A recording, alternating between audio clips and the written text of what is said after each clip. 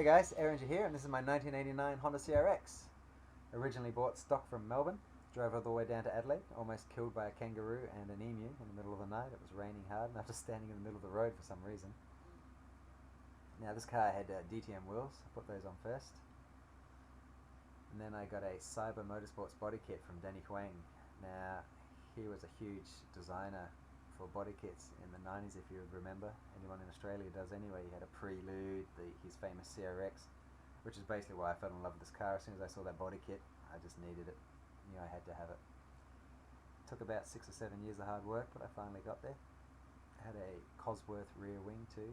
I don't know if it was an original one, but it was Sierra inspired anyway. Lucky enough to win some trophies down at the Mount Gambier car show. I think I went down there twice. Now, after the DTMs, there was that whole fashion, and the bigger the better. So people went for the 15-inch wheels, the 16s, the 17s, the 18s, the 19s, and it got silly into the 20s, the 21s. And then you get in America 20s and 24s, 26s, it just went ridiculous. But I think 18-inch was really a nice size. It really offset the design of the car. I got it featured in the Hot Fours magazine, which was really cool. I was supposed to do another feature too when I was finished, but it never came to light. I got sponsorship from PPG, luckily, with Findon Crash Repairs. Great guys, they did a great job. Thank you very much. That was inspired basically from nail polish. I was walking through a supermarket one day and I saw the colour and I thought that's the colour I need it to be. The base was like a bellflower from Hyundai, bellflower purple, with the opal overlay, I think it was. The exhaust trims are all custom made, designed by me. And all the mounts to the license plates were all replaced with Allen keys. Now the old Tesla lights, probably not popular anymore, but in the late 90s that was the craze. Everybody was doing it. The old Tesla IS 2000, I think it was a Lexus, came out, and then everything went clear. Clear side markers, clear indicators, clear everything. Still had the tinted windows though from Tintercar. I think it was an F1 smoke tint. Beautiful kind of look, and something you really need in Australia too with the sunlight, as I've said before in other clips. It really does damage your interior. You'll also see I had some BMW M3 mirrors put on, and Danny from Cyber Motorsports actually cut them up and put electric motors in there for me so they'd still work as factory.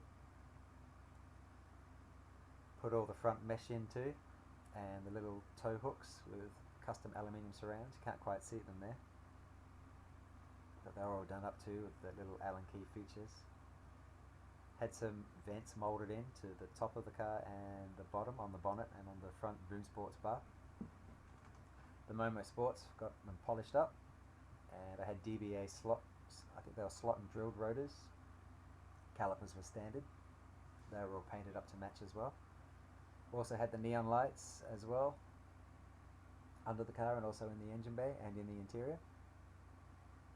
And Jun made this video for me. Thanks, Jun. Back then I didn't have any media to capture any of this, so it's the only footage I have left. Also won top Honda, I guess, in 1999 or 2000. That was at the Adelaide Auto Salon. I don't think that runs anymore, but it was a cool show back then.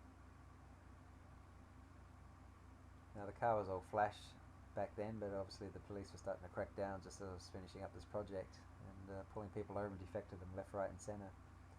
I also had this lowered, I think it was pedal suspension.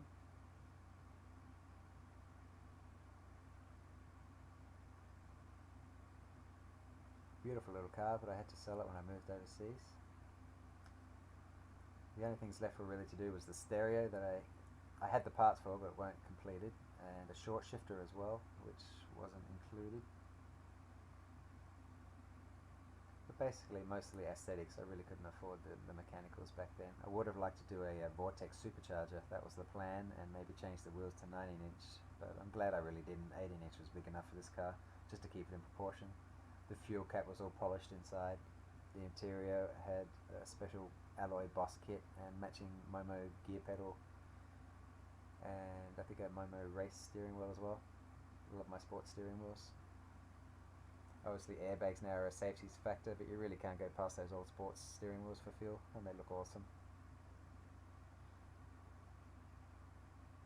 I think this was filmed in Adelaide City next to the Myers Centre building as well, just because it had some really nice lighting to show off the paint. It had a nice electric blue purple hue in the daylight and kind of a little bit more subdued at night. Surprisingly, for being lowered so much too, I didn't really have problems with driveways or anything like that. It was pretty good. Beautiful looking car. As soon as I saw that body kit, I had to have it. It's just often with a car you'll see something that really grabs your attention. For this one it was the body kit and the feature that was in Fast Fours back in I think 1990, Mr. CRX. Beautiful little car. We got 5-speed manual as well.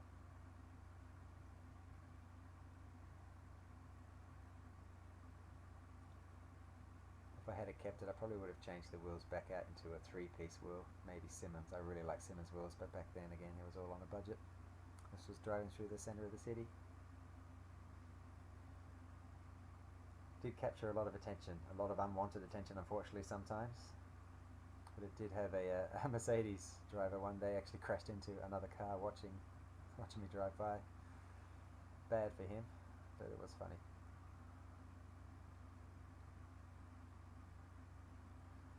So, hopefully if funds allow, I'll be working on my next project, which will be a GTS 86, better known as the FRS in America. Well, thanks for watching, and I'll see you on the next update. Thanks guys.